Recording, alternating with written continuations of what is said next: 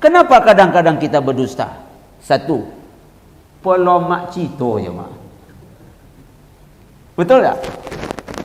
Kita ni kadang-kadang ngomong dan omong kita itu tak benar, garis miring dusta, untuk menambah lemaknya ceri, menambah sodapnya cito. Contohnya, terjadilah goyangan,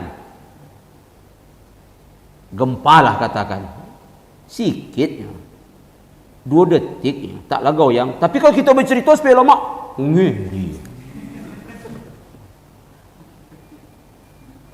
15 detik aduh so. Berapa detik cuma tadi?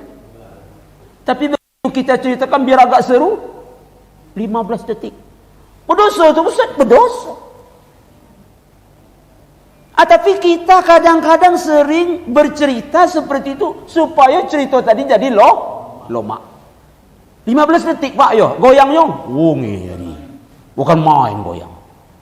Kalau goyang keteknya. Tapi supaya cerita lomak, orang antusias mendengarkan, dibumbui sikit. Itu tu jemaah termasuk kebohongan.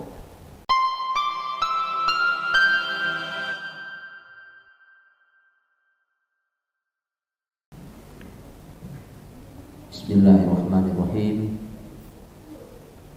Assalamualaikum warahmatullahi wabarakatuh.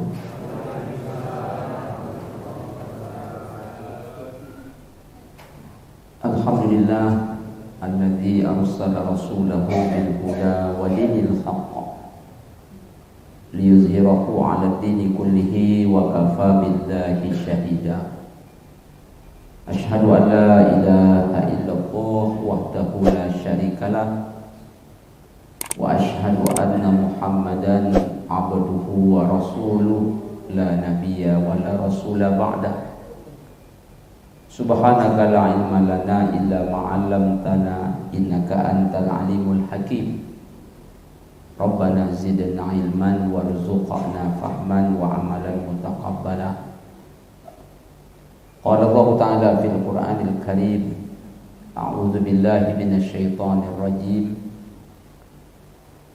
Ya ayyuhalladzina amanu jatanibu katsiran minaz zann inna ba'daz zanni ismun wa la tajassasu wa la yaghtab ba'dukum ba'dha ayuhibbu ahadukum ayyakula lahma akhihi maitan fakaritumu wattaqullah innallaha tawwabur rahim.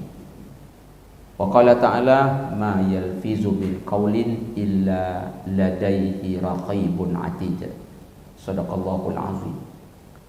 Yang kita muliakan dan semoga dimuliakan oleh Allah Ta'ala, Bapak Ketua bersama segenap pengurus Masjid Amal Maghfirah, yang kita muliakan dan semoga dimuliakan oleh Allah Ta'ala Imam Masjid Amal Maghfirah bersama seluruh jemaah tamu-tamu Allah yang berbahagia. Mari kita selalu memuji Allah Ta'ala dan bersyukur kepadanya dengan mengucapkan Alhamdulillahi Rabbil Alamin. Sampai saat ini kita masih sehat walafiat, masih diberi oleh Allah kesempatan untuk dapat beribadah. Semoga Allah Ta'ala menerima syukur kita dan diberikannya balasan berupa tambahan nikmat, dan semoga kita senantiasa diridhai oleh Allah Ta'ala. Amin ya Rabbal Alamin. Kemudian kita perbanyak pula salawat serta salam. Allahumma salli ala Sayyidina Muhammad wa ala ali Sayyidina Muhammad. Kita mohonkan kepada Allah Ta'ala semoga selalu dilimpahkan kepada Nabi Muhammad sallallahu alaihi wasallam. Mudah-mudahan dengan banyaknya kita bersolawat, semoga syafaatnya dengan izin Allah Ta'ala kita peroleh nanti di hari kiamat.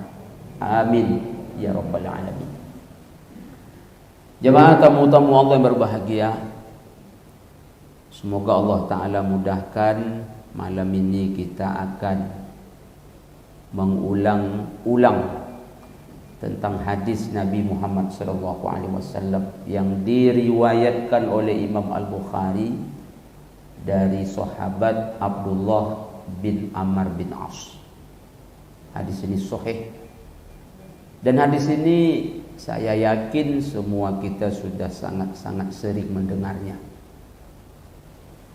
Jemaah tamu-tamu Allah yang berbahagia, Rasulullah SAW bersabda, "Al-muslimu man salimal muslimuna min lisanihi wa yadihi." Al-hadis. Yang artinya Rasulullah SAW bersabda, seorang muslim yang sempurna itu adalah seorang muslim yang aman, damai, selamat orang muslim yang lainnya dari gangguan lidah dan tangannya. Itulah kata Rasulullah SAW, seorang muslim yang baik, seorang muslim yang sempurna. Dia tak mau mengganggu orang lain, sehingga orang lain merasa aman, merasa damai, merasa selamat. Apa sebab? Lidah dan tangannya tidak mengganggu orang lain, tidak membuat onar terhadap orang lain. Jamaah tamu-tamu Allah yang berbahagia, kalau kita tengok sekujur tubuh kita dari atas sampai ke bawah, kita punya kepala, punya mata, hidung, telinga, mulut, tangan, kaki. Tetapi dua anggota ini yang disebut oleh Rasulullah SAW. Yang pertama lidah, yang kedua tangan. Apa sebab? Karena yang mengacau-ngacau itu biasanya, yang membuat tak aman itu biasanya dua inilah. Lidah satu, tangan satu. Dan biasanya dalam kehidupan, baik ke keluarga, baik bermasyarakat, negara, bahkan dunia, yang sering membuat keputusan juga yang dua ini. Satu lidah, yang kedua tangan. Jemaah tamu-tamu Allah yang berbahagia, yang pertama kita nak bahas sesuai dengan urutan hadis, yaitu lidah. Tentang lidah, Rasulullah SAW juga bersabda dalam banyak hadis, di antaranya hadis yang juga diriwayatkan oleh Imam Al-Bukhari. Apa kata Rasulullah SAW?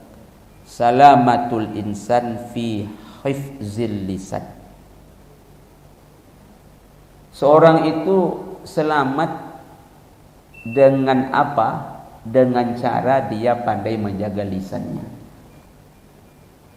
Semakin dijaga lisan, insya-Allah semakin selamatlah seseorang. Tapi kalau tidak bisa lagi terkendali lisan, maka seseorang akan bisa tidak selamat. Makanya ketika Rasulullah SAW ditanya oleh sahabat, "Ya Rasulullah, apa penyebab terbanyak Allah Ta'ala masukkan manusia ke dalam neraka?" Maka Rasulullah SAW menjawab, "Aksaru ma yudkhilun nasa an-nara al-fam wal faraj." Penyebab terbanyak manusia itu, kata baginda Rasulullah SAW, dimasukkan oleh Allah ke dalam neraka adalah mulutnya. Maksudnya di sini lisan yang ada di dalam mulut. Yang kedua kata baginda Rasulullah adalah kemaluannya. Maknanya di sini dia berzina, dia berselingkuh, melakukan hubungan terlarang tanpa akad nikah. Kaum muslimin, kaum muslimat bahagia. Maka berhati-hatilah kita dalam berucap. Karena apa yang kita ucapkan, setiap huruf akan dipertanggungjawabkan nanti di hadapan Allah Ta'ala. Apa sebab? Karena yang kita ucapkan itu dicatat. Ma yalfizu min qaulin illa ladaihi raqibun atid. Tak satu pun ucapan yang diucapkan kecuali kata Allah Subhanahu wa taala ada yang mengawasinya, ada yang mencatatnya. Yang kita kenal malaikat pencatat disebut dengan raqib kalau baik, atid kalau yang kita ucapkan itu tidak baik. Dan ucapan kita itu kaum muslimin, kaum muslimat, bukti kebenaran iman kita. Sungguh sangat banyak dalil tentang ucapan ini yang berkaitan dengan lisan. Apa kata Rasulullah?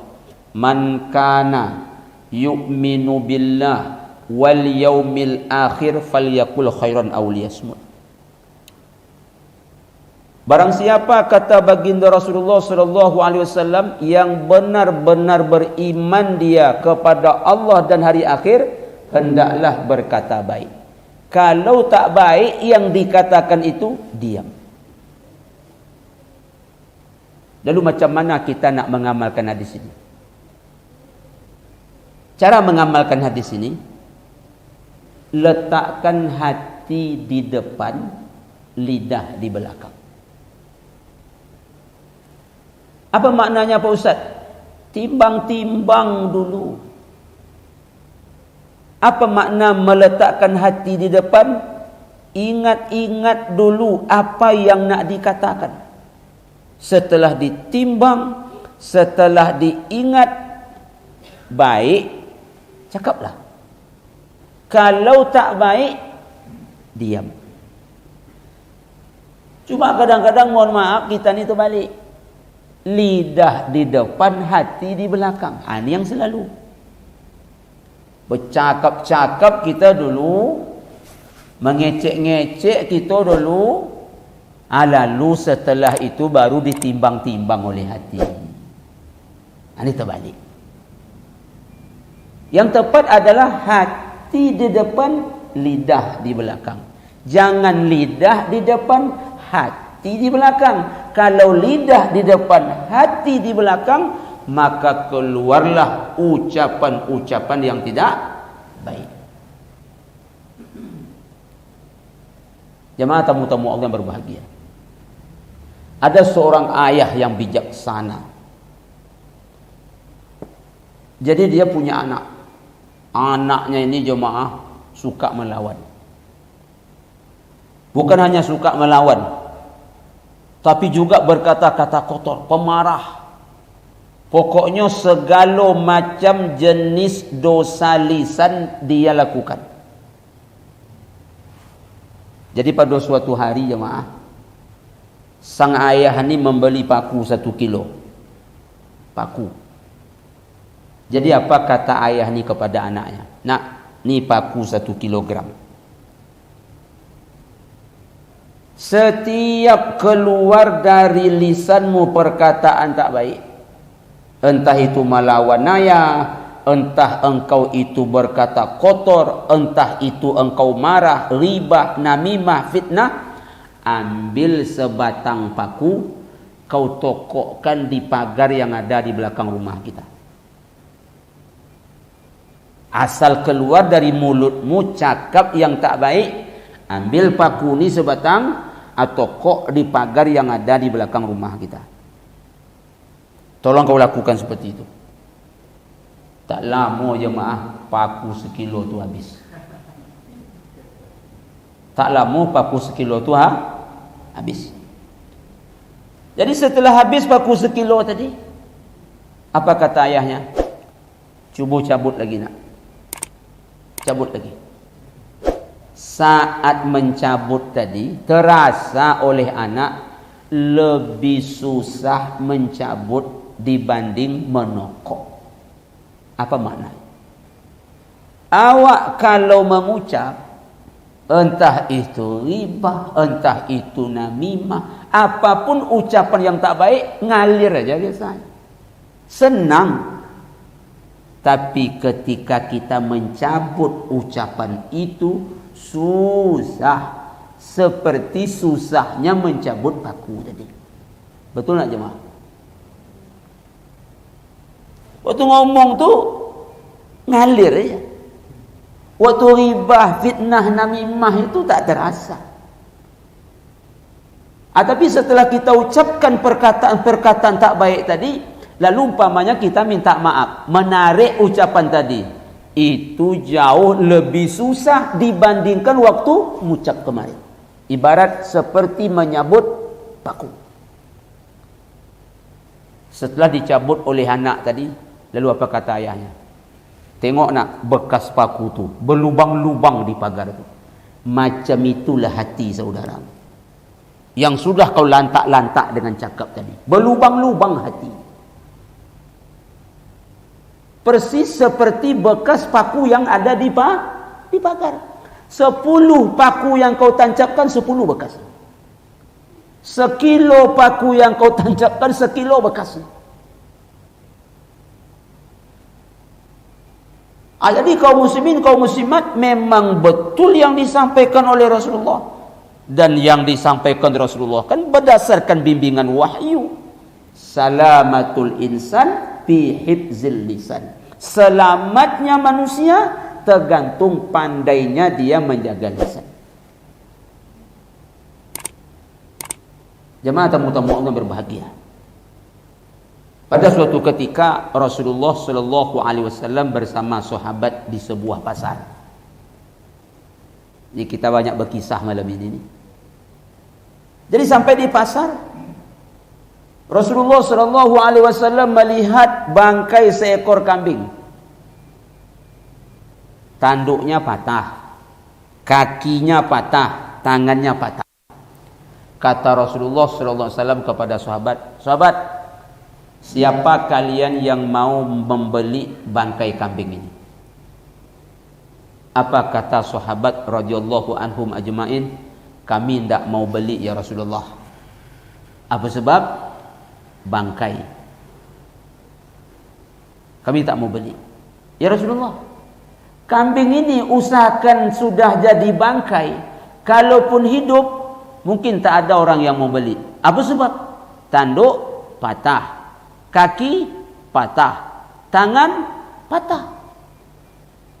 Sekarang beginilah kata Rasulullah, usah beli lagi, ambil aja lah bangkai ini.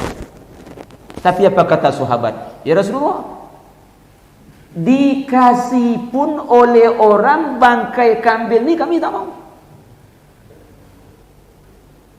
Dengarkan apa kata Rasulullah. Sahabat, andai kalian bangkai kambing ini diambil, lalu kalian masak, kemudian kalian makan, jauh lebih ringan dibandingkan kalian memakan bangkai saudara kalian. Kaget sahabat. Ya Rasulullah, kapan kami memakan bangkai saudara kami? Saat kalian tidak bisa menjaga ucapan. Makanya Allah Ta'ala berfirman dalam Al-Quran, surah Al-Hujurat. Masya Allah. Apa bunyi ayatnya? Ya ayyuhallazina amanu jatanibu kathiran minaz zan. Inna ba'daz zanni ismun wa la tajassasu wa la yaghtab ba'dukum ba'dha ayuhibbu ahadukum ayyakula lahma akhihi maitan fakarihtum. Tak mau awak makan bangkai kambing loh. Awak usahakan makan bangkai kambing. Cincang Pak Nurdin aja basi tak mau kita makan. Cincang kambing Pak Nurdin tu sedap je maaf. Saya yakin kita dah sering makannya mungkin. Tapi kalau dah basi dia, mau kita makannya? Nah, apalagi bangkai kambing. Tapi secara tak sadar kita sudah sangat sering memakan bangkai yang lebih menjijikkan daripada itu. Bangkai apa Ustaz? Bangkai kawan kita yang sudah mati. Kapan itu? Kalau kita riba, kalau kita suka membenci, suka mencaci, suka buruk sangka dan lain-lain sebagainya. Jamaah tamu-tamu Allah berbahagia. Bilal bin Rabah itu kan orang Afrika itu. Kulitnya putih atau hitam memang? Hitam. Giginya putih. Jadi pada suatu ketika seorang sahabat bernama Abu Zar Al-Ghifari. Apa kata Abu Zar Al-Ghifari saat berada di lorong-lorong kota Mekah waktu dulu? Ya Ibn Al-Aswad, wahai anak orang yang kulitnya hitam. Mendengar itu jemaah tak sodap hati Bilal. Tak sodap hati Bilal. Kaum muslimin, kaum muslimat bahagia. Jadi pergilah Bilal bin Rabah ini menemui baginda Rasulullah sallallahu alaihi wasallam. Karena Rasulullah ini dekat dengan sahabat, termasuk juga dekat dengan Bilal, tentu rona wajah sahabat tu hafal sama Rasulullah.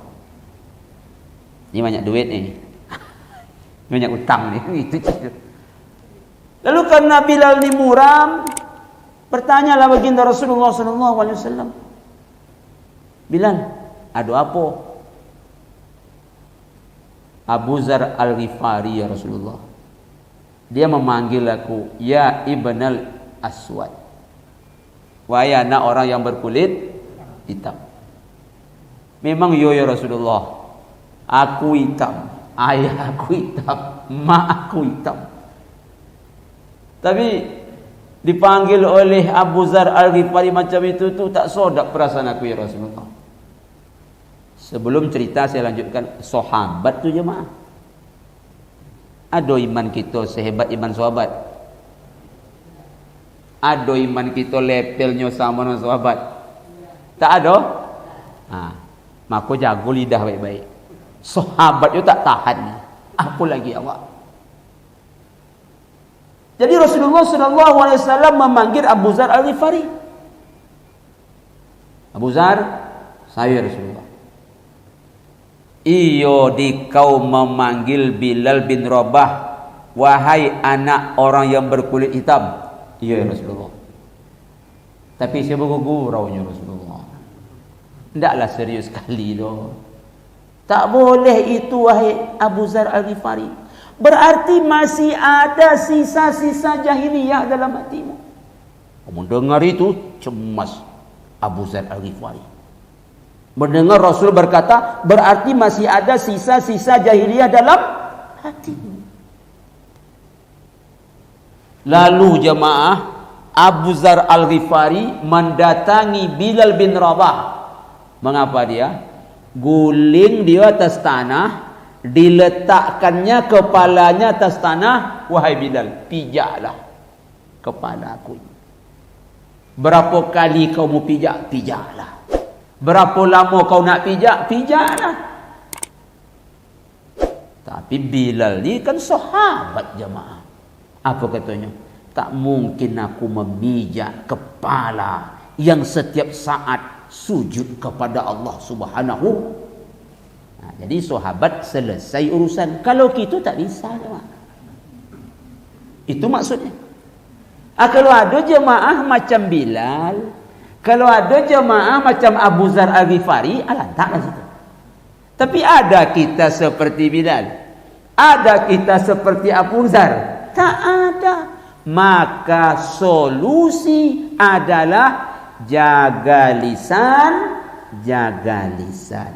Letakkan hati di depan, lisan di belakang. Timbang-timbang dulu, pikir-pikirkan akibatnya. Kalau baik, falyakul khairan. Kalau tak baik, auliyasmut. Baik jemaah tamu-tamu Allah berbahagia. Lalu apa saja biasanya dosa-dosa yang diproduksi oleh lisan kita? Apa aja biasanya? 1, berdusta. Ini yang pertama. Rasulullah sallallahu alaihi wasallam bersabda, "Iyyakum wal kazib, fa innal kaziba yahdi ilal fujur, fa innal fujura yahdi ilan nar." Kata baginda Rasulullah sallallahu alaihi wasallam, jauhi dusta, karena dusta membawa kepada keburukan. Keburukan membawa kepada neraka. Dusta kerja lisan. Kata Rasul itu keburukan. Keburukan membawa kepada neraka. Artinya setiap kita nak berkata, lalu yang kita katakan buruk, bayangkan azab yang diterima akibat perkataan tadi. Dan ternyata itu bukan dosa kecil jemaah, besar. Dan ketika dimasukkan oleh Allah ke neraka, bukan neraka PPIP. Dan mana ada neraka PPIP jemaah? Lalu kalau berbohong Pak Ustaz, berdusta, Allah letakkan di neraka mana memangnya? Kelas yang paling ekonomis. Bukan kelas bisnis jemaah. Bukan kelas PPIP. Apa nama nerakanya? Jahanam. Kok begitu Pak Ustaz? Ciri orang munafik ada 3. Apa salah satunya? Suka berdusta. Innal munafiqina biddarkil asfali minan nar. Awak usahakan neraka kelas ekonomis lagi jemaah. Neraka PPIP tak sanggup ah. Nyo neraka PPIP itu contoh apa Ustaz? Azabnya agak sedap sikit. Azabnya agak ringan. Dan itu tempat nanti Abu Talib. Ni sering saya sampaikan dulu. Yaitu memakai sepasang sepatu dari bara. Tapi pocah kepala je mah. Meleleh si utak. Itu yang PPIP itu. Bayangkan kerak-keraknya. Dan orang berdusta di kerak-keraknya itu Allah masukkan. Kaum muslimin, kaum muslimat bahagia.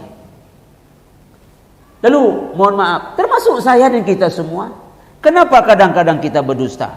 1, pelomak cito je mak. Betul tak? Kita ni kadang-kadang ngomong dan omong kita itu tak benar, garis miring dusta, untuk menambah lemaknya ceri, menambah sodapnya cito. Contohnya, terjadilah goyangan. Gempa lah katakan. Sikitnya. 2 detik taklah goyang. Tapi kalau kita bercerita supaya lama, ngeri. 15 detik aduh so. Berapa detik cuma tadi? Tapi begitu kita ceritakan biar agak seru, 15 detik. Berdosa tu Ustaz, berdosa. Tapi kita kadang-kadang sering bercerita seperti itu supaya cerita tadi jadi lomak. 15 detik Pak yo, goyang yo. Ngeri. Bukan main goyang. Kalau goyang keteknya. Tapi supaya cerita lomak, orang antusias mendengarkan, dibumbui sikit. Itu tu jemaah termasuk kebohongan. Kaum muslimin, kaum muslimat, saudaraku bahagia. Jadi itu biasanya dusta pertama. Biar cerita itu sedap. Namanya bumbu.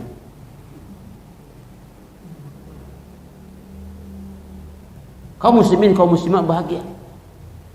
Makanya cerita-cerita Israiliyat dulu, ketika seorang ustadz umpamanya ingin berceramah, itu diseleksi baik-baik. Karena Israiliyat itu banyak dibumbui. Kadang-kadang itu cerita yang buat. Apatah lagi disebutkan pula, ni riwayatnya, ini dia pembawa ceritanya. Kena nanti oleh hadis, man kazzaba alayya muta'ammidan falyatabawa maq'adahu 'alan nar. Hayo.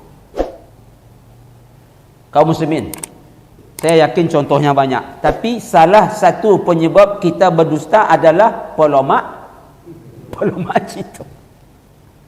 Yang kedua, kenapa biasanya kita berdusta jemaah? Untuk meyakinkan. Terbalik kita. Harusnya supaya orang yakin mengapa kita?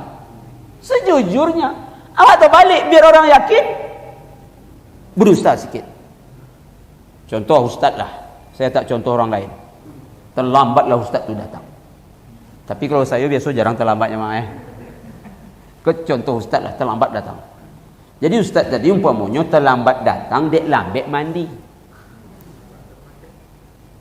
Tapi begitu nak selesai solat, datanglah ustaz tadi. Kau contoh. Apa terlambat ustaz? Oh, macet.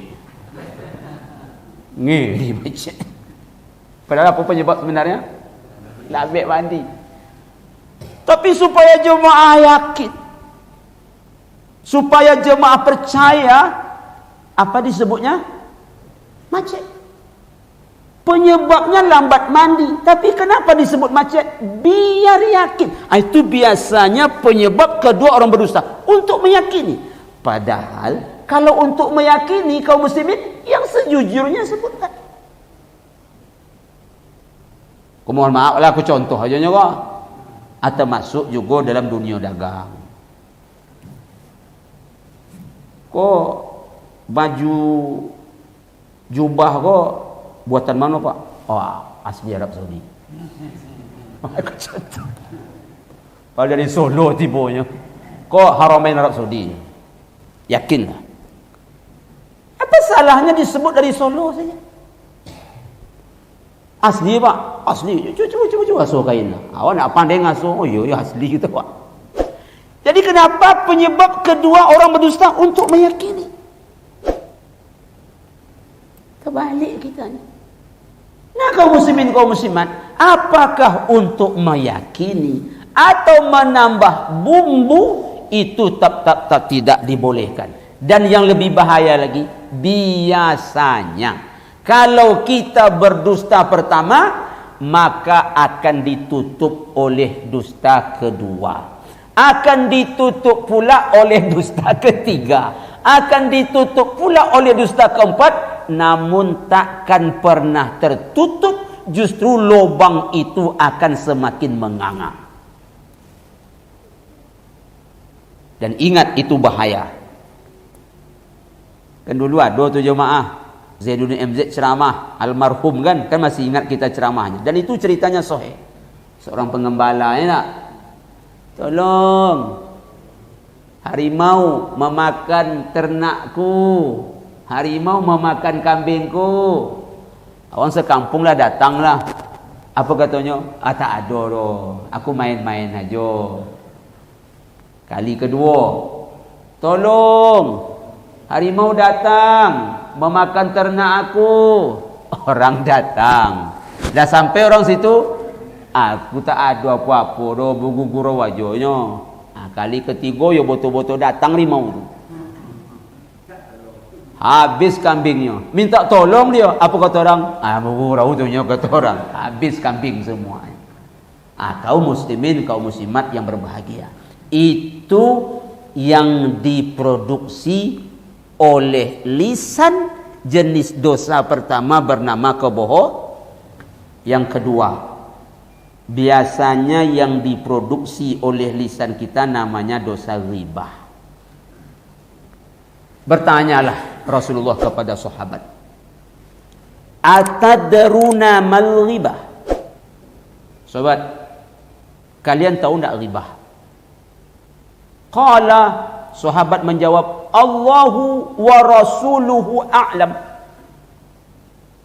Allah dan Rasulnya lah yang paling tahu ribah itu apa. Qala Rasulullah sallallahu alaihi wasallam, maka Rasulullah SAW menjelaskan kepada sahabat, zikruka akhaka bima karih. Sahabat, ribah itu adalah engkau sebut saudara engkau, dan yang engkau sebut itu yang tak dia sukai. Qala, Maka sahabat berkata, "Apa ra'aita in kana fi akhi ma aqul?" Sekarang begini ya Rasulullah, bagaimana kalau yang kita sebutkan itu faktanya seperti itu? Memang iyo, kata Rasul, kalau memang faktanya begitu, itulah ribah. Kalau tak sesuai fakta, lebih bahaya lagi. Namanya fitnah. Jemaah, apa yang tak disuka sama saudara kita usah dicerita-ceritakan. Contoh kowe, inyo gemuk, tapi dipanggil gendut, tak sukanya, usah panggil itu lagi. Gendut, tak suka dia, usah panggil, usah diceritakan. Awak ni kadang-kadang jemaah makin tak suka, kau tu makin awak panas-panas kan dia. Apa yang dia tak suka? Apa yang dia tak suka umpamanya? Dia paling tak suka kalau dijelek-jelekkan istrinya, kalau dijelek-jelekkan orang tuanya. Karena orang tuanya punya kekurangan, mungkin istrinya punya kekurangan, usah diceritakan. Usah diceritakan. Menceritakan walaupun fakta sesuai dengan nyatanya, itulah ghibah. Itulah ghibah. Pak Ustaz, ya memang seperti itu Pak Ustaz. Kata Rasulullah tak boleh. Jadi bagusnya macam mana? Cara meredamnya. Apa kata Rasulullah SAW? Iza aradta antazkura uyuba ghairika fazkur uyuba nafsika. Kalau engkau ingat aib saudaramu, kekurangan dirinya, lalu engkau nak ceritakan supaya tak jadi, cepat-cepat ingat akan kekurangan dan aib diri kita sendiri. Begitu caranya. InsyaAllah tak bakal jadi. Karena bisa jadi aib kita, kekurangan kita sama, mungkin lebih daripada orang tersebut. Oh berarti Pak Ustaz, kalau seandainya kita tak punya aib, tak punya kekurangan, boleh? Tetap tak boleh juga. Tetap tak boleh juga. Lalu solusi yang berikutnya apa Pak Ustaz? Karena ini termasuk ucapan yang tak baik, kembali kita ke pangkal kaji. Aulias mud diam. Kaum muslimin, kaum muslimat, saudara pun bahagia. Yang lebih parah lagi kalau yang kita ceritakan tak sesuai dengan data, tak sesuai dengan nyatanya. Itu namanya adalah fitnah. Apa itu fitnah? Cerita bohong, cerita yang kita buat-buat, cerita yang kita karang-karang. Ini bahayanya lebih besar lagi daripada ghibah itu sendiri. Jemaah, sekarang bulan apa jemaah? Bulan 8 itu bulan apa? Agustus. Sudah Agustus, September. Sudah September, Oktober. Itu November lagi doang. Memangnya November mengapa Ustaz? Wali kota nak dipilih, gubernur nak dipilih. Ini biasanya jemaah produksi lisan asal banyak-banyaknya lah kalau bulan-bulan ini. Hati-hati jemaah. Jangan orang yang duduk awak pula banyak dosa. Yang duduk orang yang banyak dosa awak. Tugas awak pilih cucuk dah. Yang memilih mana yang hebat Anies, mana yang lebih hebat Muhammad siapa namanya? Ridwan Kamil, mana Kaisang. Awak tinggal di Panam Kaisang tu, usai dapat dosa pula awak bergerak bertiga tu. Hanya yang dipilih orang Jakarta, awak dapat Kaisang memuak nengok Kaisang, nak ada gunung. Awak tak menyucuk Inyo nak memimpin awak. Tapi anehnya Pak Haji, Inyo tinggal di Jakarta, awak tak ada hubungan, ada dosa dapat pula. Awak bayangkan. Memang mundur, ada masalah mundur gini dari Golkar tu. Tahu cucu nak ada gunanya mah. Ini musim-musim ini banyak produksi lisan yang mubazir sehingga nanti tetap dipertanggungjawabkan. Termasuklah yang di Pekanbaru nanti. Tugas jamaah dapat kartu menyucuk cucu. Urusan siapa duduk, biar orang tu ngurus. Biar orang tu jangan nanti orang yang duduk, awak yang ngangik. Kaum muslimin, kaum muslimat, masih banyak lagi produksi dari lisan kita, tapi waktu yang membatasi dua ini yang cuma kita bahas. Tapi intinya adalah kembali ke pangkal kaji tadi, selamatlah hendaknya orang lain dari gangguan lisan dan tangan kita. Baik jamaah tamu-tamu Allah berbahagia, semoga yang sedikitnya ada manfaat. Kita tutup dengan doa kafaratul majlis. Subhanakallahumma wa bihamdika asyhadu an la ilaha illa anta astaghfiruka wa atubu ilaik. Billahi taufiq wal hidayah. Wassalamualaikum warahmatullahi wabarakatuh.